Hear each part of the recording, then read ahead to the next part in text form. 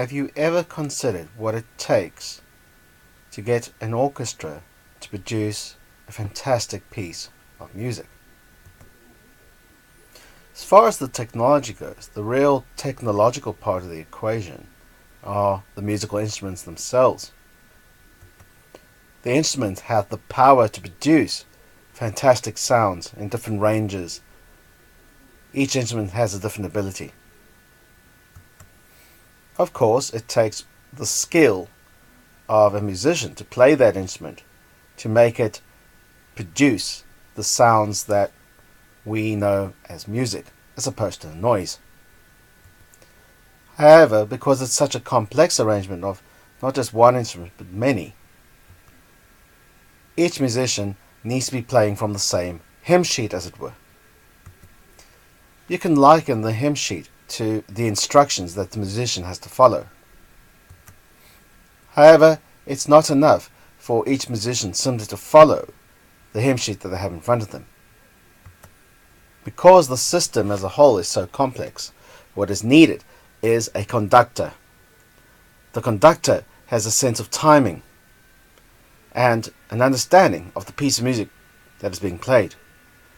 And they alone have the ability to control the orchestra as a whole and direct it to play at the correct pitch, timing, to create the desired, fantastic orchestral piece of music. So, what does an orchestra have to do with computer architecture? Well, it's a useful analogy from a certain point of view. The CPU, or central processing unit, has two main components.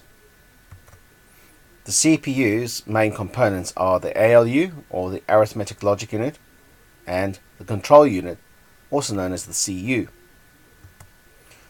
The raw power, the technology part of the CPU, is really the ALU. The ALU does all the numeric and logical calculations. This is the real powerhouse part of what makes computers tick.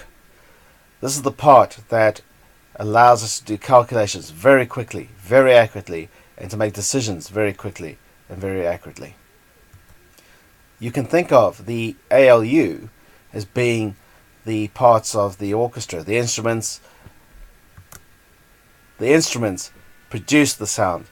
They are the real stars. But to produce music, the instrument must be played in a specific way. So we know the instruments are played to a music hymn sheet. Those, if you like, are the instructions. The instructions will sit in the computer's main memory, or RAM, and those instructions will be loaded and tell the ALU what it has to do, when it has to do it.